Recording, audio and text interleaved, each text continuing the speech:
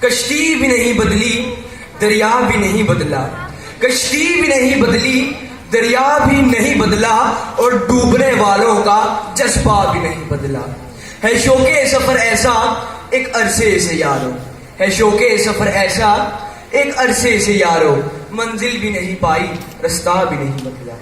جناب صدر گرامی، معزز اساتذہ کرام اور حاضرین والا شان، السلام علیکم۔ صدر جی وقار، آج مجھے جس مباحثہ کے بارے میں چند گزارشات آپ حضرات کی سماعتوں کی نظر کرنے کا موقع ملا ہے وہ ہے جنگ ہتھیاروں سے نہیں جذبوں سے لڑی جاتی ہے۔ صدر جی وقار، اگر منطقی اعتبار سے دیکھا جائے تو جنگ و جدل کی ضرورت اس وقت محسوس ہوتی ہے جب اختلاف رائے شدت اختیار کر جائے، لیکن تاریخ گواہ ہے کہ ہتھیاروں سے تباہی ہی آئی ہے، کبھی امن برپا نہیں ہوا۔ اور میں سمجھتا ہوں کہ جذبوں کا موازنہ ہتھیاروں سے کرنا سراسر نادانی ہے۔ جذبہ اللہ کی دین ہے، جذبہ قدرت کا انمول تحفہ ہے، جذبہ فطرت کا حسن ہے، جذبہ انسانیت کی معراج ہے، اور اس کے مقابلے میں ہتھیار خود انسان کی ایک خطرناک ایجاد ہے۔ یہ ایک شیطانی ذہن کی کارستانی ہے، یہ انسان کے ہاتھوں انسانیت کی تباہی کا سامان ہے۔ جناب علی، پھر کس طرح انسان اپنے رب کا مقابلہ کر سکتا ہے؟ کیونکہ جذبوں کی فتح ہی رب کی فتح ہے، اور جذبوں کی فتح ہی خود انسان کی فتح ہے۔ سامعین گرامی، آئیے ماضی کی جھروکوں سے جھانک کر تاریخ عالم پر ایک نظر ڈالتے ہیں۔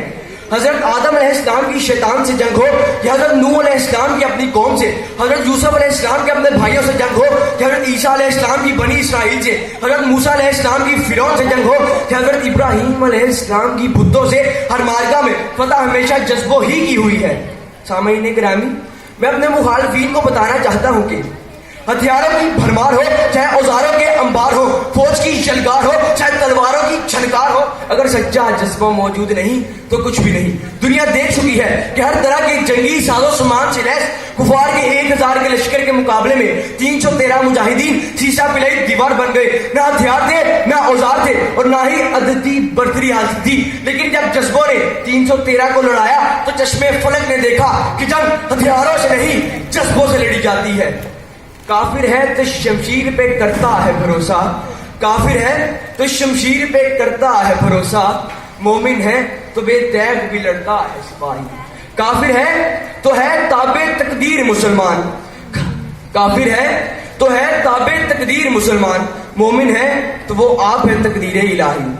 صدر جی وقار، میں پوچھتا ہوں، قائد اعظم کے پاس کون سے ہتھیار تھے، کون سے اسلحہ کے ڈیپو تھے، کون سے توپوں کے لائسنس تھے، کون سے ایٹم بم تھے، جس سے انہوں نے دنیا کی 2 انتہائی طاقتور اور بڑی قوموں کے غرور کو نہ صرف خاک میں ملا دیا بلکہ انہیں شکست فاش دے کر برے صغیر کے مسلمانوں کے لیے گلشن پاکستان بھی حاصل کیا۔ جناب علی، وہ ہتھیار، وہ اسلحہ، وہ ایٹم بم میرے قائد کا جذبہ ایمانی تھا۔ حضور والا، سورہ آل عمران آیت نمبر 173 میں ایسے ہی مومنوں کے لیے فرمایا گیا ہے، یہ وہ لوگ ہیں جب لوگوں نے ان سے کہا کہ کفار نے تمہارے مقابلے کو ایک بڑا لشکر جمع کر لیا ہے، لہذا ان سے ڈرو، تو ان کا ایمان اور بھی زیادہ ہو گیا اور کہنے لگے ہمارے لیے تو اللہ ہی کافی ہے اور وہ بہت اچھا کارساز ہے۔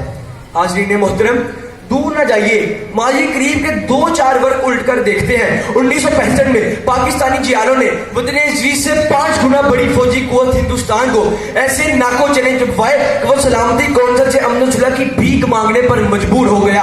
پاکستانی مجاہدوں نے جہاں سینوں پر بم باندھ کر دشمن کے ٹینکوں کے پرخچے اڑائے، وہیں قوم کے بچوں، جوانوں اور بوڑھوں نے اپنی جانوں کی آہوتی دے کر یہ ثابت کر دیا کہ جنگ ہتھیاروں سے نہیں جذبوں سے لڑی جاتی ہے۔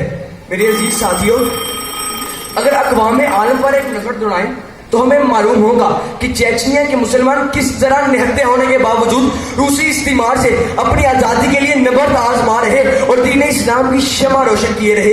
ایسے ہی کشمیری جنرل نذیر کے جیال مجاہدین ہتھیاروں سے محروم ہیں، لیکن جس طرح وہ بھارتی درندوں کے ظلم و ستم کے آگے سینہ تانے ہوئے ہیں، دنیا کی کوئی قوم ایسی مثال پیش نہیں کر سکتی۔ فلسطین کے ننھے منھے بچے اور مدارس کے نوجوان ہاتھوں میں کنکر تھامے اسرائیلی بختر بند ٹینکوں کے آگے سیسا پلائی دیوار بن رہے ہیں۔ اے پی ایس پشاور کے معصوم بچوں نے جس طرح دہشت گردوں کے ہاتھوں اپنی جانوں کے نذرانے پیش کیا ہے، ان کا لہو پکار پکار کر کہہ رہا ہے کہ جنگ ہتھیاروں سے نہیں جذبوں سے لڑی جاتی ہے۔ ارادے جن کے پختہ ہوں، نظر جن کی خدا پر ہو، ارادے جن کے پختہ ہوں، نظر جن کی خدا پر ہو، تلاطم خیز موجوں سے تلاطم خیز موجوں سے وہ گھبرایا نہیں کرتے. شکریہ، والسلام.